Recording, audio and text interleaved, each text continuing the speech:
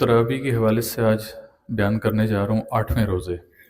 اس کو 8ویں روزے میں بیان کرنے کا مقصد یہ تھا کہ کسی کو یہ شائبہ نہ ہو کہ شاید ہم تراویح کے ساتھ ہمیں کوئی مسئلہ ہے۔ جو لوگ پہلے رمضان سے اب تک تراویح کا اہتمام کرتے آ رہے ہیں، ہم نے اسی لیے اس کو 8ویں رمضان پہ رکھا تاکہ کوئی اگر قرآن کسی کے پیچھے جا کے سننا چاہتا ہے تو سو بسم اللہ، قرآن سننے کی چیزیں سنا جا سکتا ہے۔ لیکن ساتھ ہی یہ ہمارے فرائض میں شامل ہے کہ جہاں پر ہم دیگر چیزیں آپ کو قرآن کریم سے اٹھا کر بیان کریں، اس حوالے سے بھی آپ کے سامنے بیان کریں۔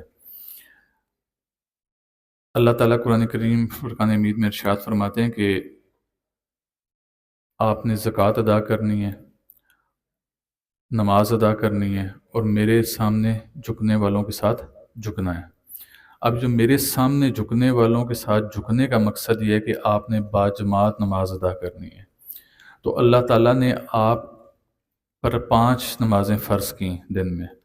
ہر نماز میں فرائض بھی ہیں، سنتیں بھی ہیں اور کئی نمازوں میں نوافل بھی ہیں۔ یہ میں ساری چیز آپ کے سامنے بیان اس لیے کروں کہ آپ نے میرا بیان سننا ہے، لیکن ساتھ اپنی عقل بھی استعمال کرنی ہے۔ جب آپ فرض کی نماز کی ادائیگی کے لیے مسجد میں جاتے ہیں تو وہاں پر آپ اکیلے کی نماز پڑھتے ہیں، باجماعت پڑھتے ہیں؟ تو آپ باجماعت پڑھتے ہیں، فرض باجماعت پڑھتے ہیں۔ جب سنتیں ہوتی ہیں وہ آپ باجماعت پڑھتے ہیں؟ نہیں پڑھتے ہیں۔ جو نوافل ہیں وہ باجماعت ادا کرتے ہیں؟ نہیں کرتے ہیں۔ تو یہ جو تراویح ہے، کبھی آپ نے اپنے ملا حضرات، قاری حضرات ان سے کبھی پوچھنے کی کوشش کی کہ یہ تراویح جو ہے یہ فرض ہے، سنت ہے یا نفل ہے؟ کیا چیز ہے؟ واجب ہے۔ اب جو واجب ہوتی ہے فرضیت میں آتی ہے؟ نہیں آتی۔ تو اس کا مطلب ہے جب واجب آپ وتر پڑھتے ہیں، 3 رکعت نماز وتر عشاء کے ساتھ، تو آپ کیا کہتے ہیں؟ واجب، ایسا ہی ہے، واجب کی نیت کرتے ہیں۔ تو وتر آپ کیا کرتے ہیں؟ باجماعت پڑھتے ہیں، اکیلے پڑھتے ہیں؟ تو پس ثابت ہوا کہ جو فرض نماز ہوتی ہے اس کے لیے آپ جماعت قائم کرتے ہیں، آپ جماعت کا حصہ بنتے ہیں۔ جو سنت ہوتی ہے وہ انفرادی عبادت ہوتی ہے، آپ وہ انفرادی طور پہ کرتے ہیں۔ نفل جب آپ پڑھتے ہیں وہ بھی انفرادی ہوتے ہیں، لہٰذا آپ نوافل کی جماعت قائم نہیں کرتے۔ اسی طرح جو وتر ہوتا ہے وہ بھی آپ انفرادی طور پہ کرتے ہیں، ایسی بات ہوگی۔ تو کہیں سے آپ کو آج تک یہ پتہ چلا کہ جو نوافل ہیں، واجب ہیں یا سنت ہیں، اس کی جماعت ہو سکتی ہے؟ نہیں ہو سکتی۔ تو پھر تراویح کی کیسے ہوئی؟ تراویح واجب ہے، تراویح سنت بھی ہے۔ کیسے سنت ہے؟ کہ حضور علیہ السلام نے، آپ نے تراویح کی نماز شروع کی، تو جب آپ نے شروع کی تو تیسرے دن آپ باہر نہیں نکلے اپنے حجرے سے۔ تو جو مسجد نبوی ہے نا، وہ حجرہ تھا، اس کے باہر ہی صحن تھا، اس جیسے ہم باہر آتے ہیں اور یہاں پر نماز ادا کرتے ہیں۔ تو آپ نے تیسرے دن باہر نہیں نکلے تو صحابہ اکرام نے سمجھا کہ شاید حضور کی آنکھ نہیں کھلی، اور وقت آپ دیکھ لیں عشاء کا وقت نہیں تھا، یہ قیام اللیل کا وقت تھا، یعنی کہ رات تہجد کا وقت تھا۔ تو صحابہ اکرام نے کھنگارنا شروع کیا، جیسے ہم کہتے ہیں آواز نکالتے ہیں، کہ حضور شاید اٹھ نہیں سکے، نیند کا غلبہ آ گیا، تو لہٰذا ہم ان کو اٹھانے کے لیے ایسے بات کریں۔ انہوں نے اونچی آواز میں باتیں بھی شروع کی۔ حضور علیہ السلام جب وہ وقت گزر چکا تو آپ اپنے کمرے سے باہر تشریف لائے اور آپ نے کہا کہ میں نے تمہاری کھنگار بھی سن لی تھی، میں جاگ رہا تھا، میں تمہاری چیمگوئیاں اور باتیں بھی سن رہا تھا، لیکن میں نے اس نماز کو اس لیے جاری نہیں رکھا کہ کہیں اللہ کو یہ نماز اتنی پسند نہ آ جائے کہ وہ اسے فرضیت میں شامل کر دیں اور میری امت کے لیے سختی کا باعث بنے۔ تو حضور نے کیا کیا؟ اس عمل کو ترک فرما دیا۔ اللہ تعالیٰ قرآن کریم فرقان حمید میں ارشاد فرماتے ہیں کہ اللہ اور اس کے رسول کی اطاعت کرو۔ رسول جب حکم دیں یہ کام کر لو تو وہ کر لو، جب رسول کسی کام سے منع فرما دے تو اس کام سے منع ہو جاؤ، ایسی بات ہے۔ حضور کی اطاعت کا کیا مقصد ہے؟ کہ جس کام سے وہ منع کرے آپ منع ہو جائیں۔ تو حضور نے تراویح کو تیسرے دن ترک کر دیا، اور حضور علیہ السلام کے دور میں تراویح لفظ کی کوئی چیز نہیں تھی۔ اس ٹائم قیام اللیل کا معاملہ تھا کہ رات کو اٹھنا اور رات کو اللہ کی عبادت میں کھڑے. جیسے ابھی ہم لوگ عام حالات میں تہجد کے لیے کوئی جو لوگ اٹھتے ہیں وہ قیام اللیل میں کھڑے ہوتے ہیں. تو اسی وجہ سے اس کو 8 رکعت کے ساتھ زیادہ منسوب کیا جاتا ہے کہ وہی جو تہجد میں 8 رکعت پڑھے جاتے ہیں وہی تراویح کا حصہ ہے. تو یہ جان لیجیے تراویح جو ہے نا یہ اس حوالے سے کسی بھی نماز میں اس نماز کے زمرے میں نہیں آتی, یا اسے آپ یوں کہہ سکتے ہیں سرے سے نماز ہی نہیں ہے. ہوا ایسے کہ جب حضور علیہ السلام کا دور مبارک گزر گیا, حضرت ابوبکر صدیق کا دور خلافت آیا, وہ بھی اس دنیا سے چلے گئے, وہ دور خلافت ختم ہوا. پھر حضرت عمر کا دور خلافت آیا. تو حضرت عمر نے دیکھا کہ وہ ایک دن مسجد میں جاتے ہیں تو دیکھتے ہیں کہ مختلف لوگ مختلف جگہ پہ اس کی جماعت کھڑی کرنا شروع کر دی. تو آپ نے کیا کیا, آپ نے ان تمام لوگوں کو ایک جگہ یکجا کر کے ان کے سامنے ایک امام کو کھڑا کیا اور آپ نے کہا کہ ایک جگہ پہ جماعت کرا دو. جب وہ جماعت ہو رہی تھی تو یہ اب مورخین لکھتے ہیں, کتابیں لکھتی ہیں, کیونکہ تھوڑا سا مسئلہ یہ ہوتا ہے کہ عام لوگوں کی ایکسیس نہیں ہوتی کتابوں تک, جیسے ملا بتائے گا ویسے چل پڑیں گے.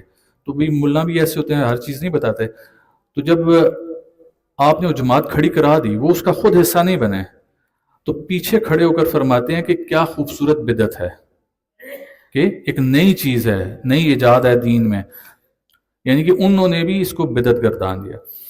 اب جب ہم یہ بیان کرتے ہیں نا تراویح کے حوالے سے, تو لوگ کہتے ہیں جی کہ پھر تواڈے مزار ٹھیک ہیں, مزاراں نے حوالے نال تے تسی لگے ہونے ہو کہ ٹھیک ہے مزار تے آؤ جاؤ, تراویح نال تانوں کوئی خاص نقصان ہے یا خاص تکلیف ہے. نہیں, ایسی بات نہیں ہے, ہمیں تکلیف نہیں ہے تراویح سے.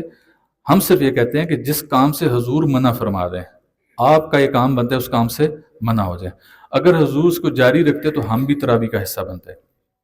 ساتھ ہی ساتھ ایک اور چیز صاحبان عقل کے لیے, جو لوگ عقل و شعور رکھتے ہیں, میں جب آپ کے سامنے کھڑا ہو کے جماعت کراتا ہوں تو کتنے لوگ ہیں آپ میں سے جو میری اس آواز کو سمجھتے ہیں؟ بہت چند لوگ ہوں گے. سب کو عربی نہیں آتی, سب نے ترجمے سے قرآن کریم نہیں پڑھا ہوا. بیشتر لوگوں کو یہ بھی نہیں پتا کہ سورہ فاتحہ میں اللہ ہم سے کیا چاہ رہے ہیں. لوگ یہ سمجھتے ہیں کہ اللہ کے لیے ہم کر رہے ہیں, لیکن سورہ فاتحہ میں تو ہم اپنے لیے مانگ رہے ہوتے ہیں. تو ہم لوگوں کو ادراک ہی نہیں ہے کہ عربی اور اس کا ترجمہ کیا ہے. اگر کسی زمانے میں حضور علیہ السلام نے تراویح کی جماعت کرائی بھی, تو جب حضور نے جماعت کرائی تو حضور کے منہ سے یہ الفاظ, جو لفظ مبارک سے جو الفاظ نکلے, پیچھے کھڑے ہوئے جتنے مقتدی حضرات تھے جو صحابہ کرام کی صورت میں تھے, اہل بیت اطہار کی صورت میں ہوں گے, وہ تمام عربی سے واقف تھے. تو انہیں سمجھ آ رہی تھی کہ حضور علیہ السلام کیا فرما رہے ہیں. ابھی جب کوئی بھی مولوی صاحب سامنے کھڑا ہو کے تراویح کرا رہا ہوتا ہے, وہ جماعت کرا رہا ہوتا ہے, وہ قرآن کو اونچے الفاظ میں بیان کرتا ہے, اونچی آواز میں بیان کرتا ہے, تو جو پیچھے کھڑے مقتدیوں کو سمجھ آ رہی ہوتی ہے کیا کہہ رہے ہیں. کسی کے پلے نہیں پڑ رہا کہ وہ کیا کہہ رہے ہیں. اب میں آپ کو ایک مزے کی بات بتاؤں کہ جب وہ تیسرا یا چوتھا رمضان ہوتا ہے تو اس میں لازمی بات ہے تمام مساجد میں تراویح کا جو اہتمام ہوتا ہے وہ سورہ نساء تک پہنچ چکا ہوتا ہے. ایسا ہی ہوتا ہے. اب سورہ نساء میں تمام معاملات آپ کی اپنی ذاتی زندگی کے حوالے سے ہیں, آپ کی زوجہ کے حوالے سے ہیں, ہم بستری کے حوالے سے ہیں, آپ نے ہم بستری میں کیا پریکاشنز کرنی ہیں, کس طریقے سے ہم بستری کرنی ہے. اللہ نے طریقہ کار وضع کر دیا کہ یہ جو تمہاری بیویاں تمہاری کھیتی ہیں, تم جیسے مرضی ان میں چاہے جاؤ.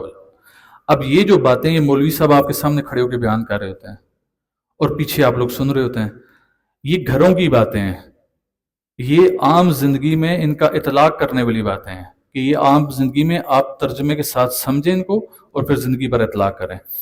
لیکن عربی میں جب آپ اس کو سنتے ہیں تو کسی کے پلے نہیں پڑ رہا ہوتا. میں کہتا ہوں کہ ہم اس عمل کے بھی خلاف نہیں ہیں, قرآن سننا بہت اچھا عمل ہے, لیکن ہم کہتے ہیں کہ پھر ساتھ ایک کام کریں. آپ امام کو سامنے کھڑا کریں, وہ با آواز بلند جماعت کرائے, قرآن پڑھے, ساتھ اس کے ایک شخص کھڑا ہو جو ساتھ ساتھ ترجمہ بیان کرتا جائے. تو پھر پیچھے کھڑے ہونے والے مقتدی کو پتہ چلے گا کہ اللہ تعالیٰ چاہتا کیا ہے. ابھی جب عربی بول دی جاتی ہے تو آپ کی بلا بھی نہیں جانتی کہ اللہ کیا کہتے ہیں. یہ جو میں نے نماز والی آیا مبارکہ آپ لوگوں کے سامنے پیش کی میں نے اردو میں, سب نے سر لایا, سب اس کو سمجھے. یہی میں اگر کہتا نا وہ آکیم الصلاۃ وآتوا الزکاۃ ورکعوا مع الراکعین, تو کتنے ہیں وہ کہتے ہیں پتہ نہیں بھی سب کے پڑھیا تو کتوں پڑھ چھوڑیا. تو جب ہماری عربی کے اوپر گرفت ہی نہیں ہے, بہت اچھی بات ہوگی. ہم پہ یہ بھی سوال ہوتا ہے کہ جی کیا پھر عربی نہیں سیکھنی چاہیے؟ بھائی سیکھو عربی, اپنے بچوں کو سکھاؤ، ٹھیک ہے، قرآن کی زبان ہے، حضور علیہ السلام کی زبان ہے، آپ اگر وہ اپنے بچوں کو سکھائیں گے تو ثواب کا باعث بنے گا. لیکن ایسا نہیں ہو سکتا کہ جو 90 سال کا بوڑھا آدمی آپ اس کو بھی عربی سکھا دیں. اس عمر میں تو اس کا حافظہ ہی کام نہیں کرتا، وہ کیسے عربی سیکھے گا؟ تو آپ نے کیا کرنا ہے کہ آپ نے اگر وہ عربی نہیں سیکھ سکتا تو اردو تو سمجھ سکتا ہے، پنجابی تو سمجھ سکتا ہے، تو سمجھ آنے والی زبان میں قرآن کو پڑھیں. آخری بات اسی تراویح کے حوالے سے، شاید کہ وہ جو لوگ مجھے سنتے ہیں ان کو سمجھ آ جائے کہ اللہ تعالیٰ قرآن کریم فرقان مجید میں ارشاد فرماتے ہیں کہ میں نے اس کو عربی زبان کا قرآن اس لیے کیا کہ اگر میں اس کو اجمی زبان کا قرآن کرتا تو لوگ میرے نبی کو حرف تنقید یعنی تنقید کا نشانہ بناتے، کہتے کہ نبی عربی ہے اور کتاب اجمی، لہٰذا میں نے اسے عربی کا قرآن کر دیا. اب اس سے بڑی بات تو ہے ہی کوئی نہیں